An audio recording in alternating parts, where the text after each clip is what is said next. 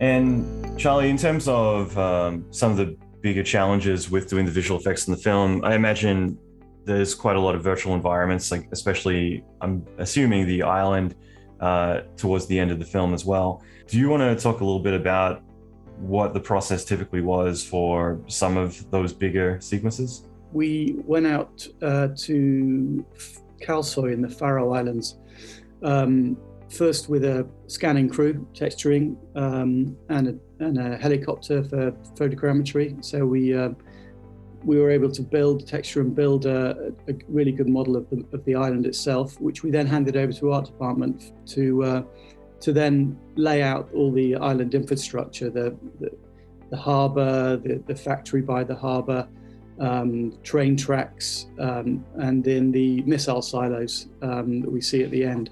So they were all laid out. We knew where they were going to go. Art department supplied great plans for all the assets that we needed to build for the missile silos.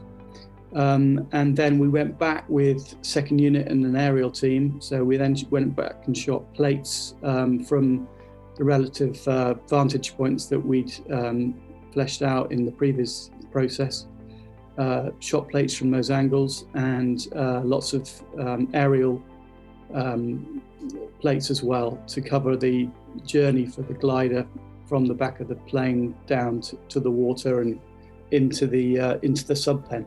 Once we're inside the subpen and inside the layer, the Safin's layer, then we're into huge sets that Mark constructed on 007 stage, which took up pretty much the whole stage, which we then expanded out to be 3 times bigger, populated it with more of the little pink boiler-suited workers, and then Chris blew it up later. That's great. I guess like one question, because obviously also digi doubles is becoming quite, I mean, it's always been a big necessity in a lot of ways, but I know that you guys were doing a lot of digi doubles too on the film, and I figured it might be a good chance to talk about that, but also pivot to Chris's perspective on that too. How much work was involved in creating a lot of the digital actors for the film for certain sequences, and what are your thoughts on that in terms of how it's evolved over the years, from going back to Jurassic Park when the lawyer gets eaten by the T-Rex with very crude Phong shading to these days where you can replace performances? Yeah, I mean, in terms of the digi doubles, because Lee and his stunt team did such amazing work, we didn't have too many of the big stunts didn't really need too much of our involvement. They did some incredible work. Obviously, faces had to be replaced, so that was one of the first things that we got on with. We knew we were going to have to do some replacements for Daniel's stunt performer, 1 or 2 of Daniel's stunt performers. So we took a jump start and took Daniel to the USC's ICT light stage in downtown LA, and scanned him there, which then gave ILM a pretty good head start on building his head, which looked incredible. I mean, it's the best one I've ever seen. It just looked stunning. And then the others we captured back during Principal with clear angle, and they on their Dorothy rig, and we did all their back poses there. And then for the facial performance, we used ILM's Medusa rig for the facial performance for all the principals. So we had, once we had a pretty close cut, we were able to take those shots into the Medusa studio with the principals, and they could see what was going on with the shots, and then they could act accordingly. They could pull the faces that we needed to.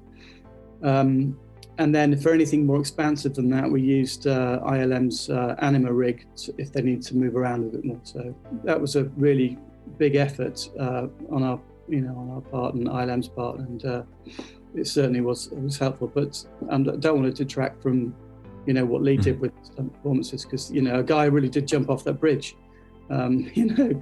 So some pretty epic stuff went on. Some of the stunt drivers needed swapping out. Every now and again, we've got cameras in the back of cars. We needed to replace bodies, backs of heads, to keep the body shapes the same. Subtle stuff, really. I'm just curious, from your perspective, Charlie, how far you think digi doubles are at now, where, like, how confident you would be in certain situations using them a lot more than, let's say, just a typical stunt scene? Because I'm kind of shocked these days looking at some of the work that we've done, like when working with Marvel, where other studios are literally redoing performances of the talent because it's easier schedule-wise to just throw, a couple of dozen artists at something rather than try to book more time for reshoots. So how confident do you think things are at now in terms of really pushing the limits on digi doubles? It's getting very close, isn't it? The standard is the bar's been raised every 6 months. It seems to double in size. We had one or two moments where we had to do close-up face reps with performance, and luckily Daniel's double was a very good body match, so they worked really well. But we didn't have to go too far with our digi doubles in terms of full-on principal performances. Should the need arise, become increasingly more confident. Yeah, it's pretty amazing. And you can't beat a real performance. Never. Someone like Daniel, obviously, but yeah. I think for some static shots where it's not so much about performance. I think it is getting to that point. But you're absolutely right. I think it's something where you would always be able to be that confident with it, as well as want to really lean on visual effects as the solution. Sometimes it comes down to pragmatical reasons, actor availability, or you're shooting on 3 stages and you can't physically be in 3 places at once, or you get an injury halfway through, or for whatever reason, these things do crop up, and we certainly are getting close to having the tool. Well, we do have the tools to help out. Yeah. And Chris, I know it's more in the realm of stunts, but I'm curious too, like what your take is, just more observing how much digi doubles and having virtual actors in films. Like, what's your take on that in terms of how you've witnessed it from your perspective? I've had very limited experience of that. The film I did after No Time to Die was Doctor Strange, and that was a whole different world for me. Where digi doubles were the norm, and put in near explosions, etc., etc., etc. So, I mean, I think nondescript digi doubles certainly have a place. Where you want to, if you've got an explosion going off, if you don't want to obviously run the risk of having stunt people nearby, it's very easy to put digi doubles in being blown away from the explosion. I mean, I think if I was an actor, I'm not too sure how I would feel about seeing a digi double of myself on the screen, but I'm not an actor, so that's never going to happen. But yeah, I mean, I guess they have a place. I mean, I just don't know whether you get that spontaneous reaction to something from a digi double, or because it's in the eye of the beholder who's creating that digi double.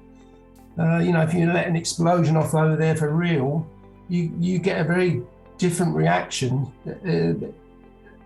for an actor who's acting against green screen world. There is that, the adrenaline rush. When you hear the big explosion, there's a body movement, and it's the same. When we do the pods on top of the cars, it's a very different look when you've got your main actors being thrown around by a stunt, world rally champion driving it on the roof.